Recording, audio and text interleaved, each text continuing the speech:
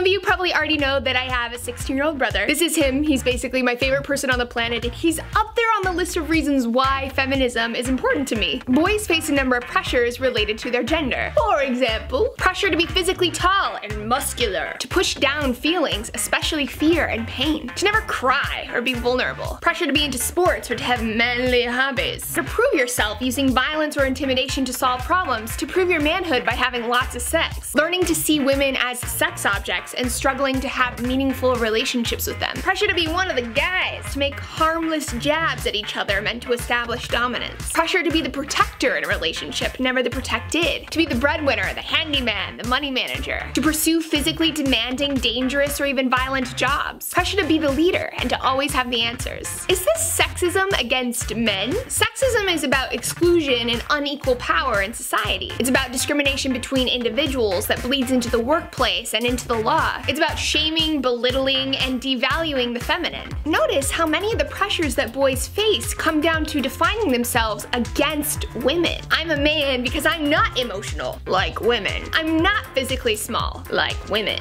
I know how to throw a ball or even a punch, unlike women. So much of the pressures that boys face in the world come down to the expectation that they not be like girls. These gender-specific pressures are a side effect of sexism. It's one version of masculinity, one way to be a real man that we impose on boys in a million subtle ways all throughout their lives. And the effects of that are serious. From men who have been told to repress their emotions so long that they can't physically cry anymore, to men who are left emotionally stunted in their relationships, caring fathers who can't get custody because nurturing is a girl thing, men who were raped and not believed. A real man wants sex all the time. He must have liked it. Version of masculinity is also connected to homophobia. Gay men are demonized because they're stereotyped as feminine. They like to take care of their appearance, they like to dance, they sleep with men, too much like women. It's also uncomfortable when men date men or women date women. Who's the woman in the relationship? Who's the man? How do relationships without gender roles and gendered power dynamics even exist?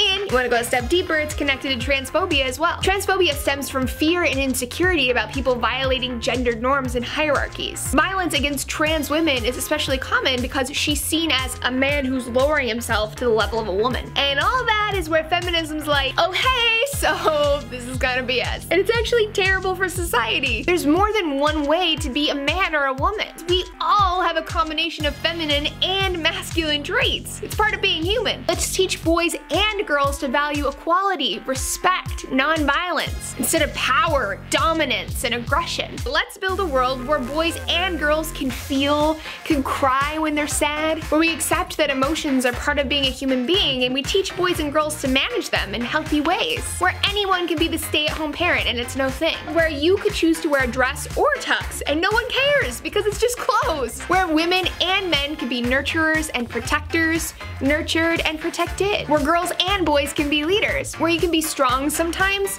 and weak other times, a full dynamic human that can't be shoved into a box and told who to be. Obviously, the fact that women and girls face inequalities is reason enough to stand up against sexism. But let's not forget that sexism also affects men and boys. It affects gay men, lesbian women, trans folk, everyone in between. Understanding how these inequalities and attitudes permeate our society and working to correct them is in the best interest of everyone. Thanks for listening, babes. I'll see you next time. Mwah.